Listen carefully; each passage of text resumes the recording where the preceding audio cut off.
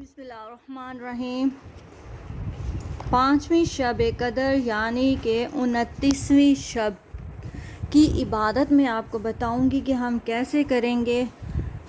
ویسے تو ہماری کوشش یہ ہو کہ ہم قرآن پاک کی تلاوت کریں، اپنی فرض نمازیں جو قضا ہیں ان کو پورا کریں، اور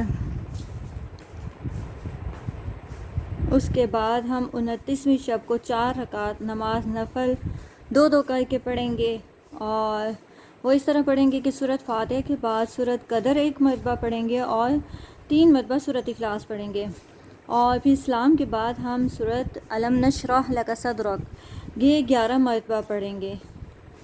پھر ہم دوسری مرتبہ 4 رکعت نفل نماز پڑھیں گے، اور وہ بھی پھر 2 کر کے پڑھیں گے۔ ہر رکعت میں سورۃ فاتحہ کے بعد سورۃ قدر 1 بار اور سورۃ اخلاص 5 بار پڑھیں گے، اور پھر سلام کے بعد درود شریف 25 مرتبہ پڑھیں گے۔ اللہم صلی علی سیدنا محمد النبی الامی وعلی آلہ واصحابہ وبارک وسلم۔ اور 29ویں شب کا جو میں خاص وظیفہ ہے جو ترقی رزق کے لیے ہے، ہر گھر میں رزق کی بہت زیادہ پریشانی ہے، تو اس کے لیے یہ بہت مجرب وظیفہ ہے کہ 3 مرتبہ ہم نے سورۃ واقعہ پڑھنی ہے اور اپنے رزق کے لیے دعا کرنی ہے۔ حدیث شریف میں ہے کہ جو شخص ہمیشہ مغرب کے بعد سورۃ واقعہ کی تلاوت کرتا ہے وہ کبھی فاقہ میں مبتلا نہیں ہوتا، اسے وسعت رزق اور غنا نصیب ہوتا ہے۔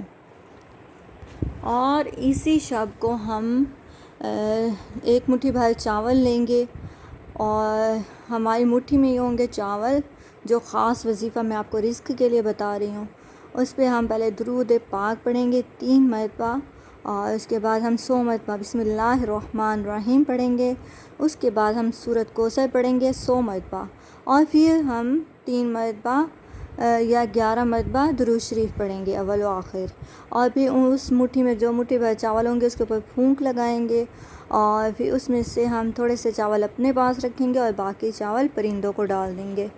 اور میری دعا ہے اللہ پاک ہم سب کی مشکلات آسان کرے، ہم سب کے گھروں میں کھلا وسیع حلال رزق عطا فرمائے، ہم سب کی دلی جائز حاجات کو پورا فرمائے، آمین۔ جزاک اللہ۔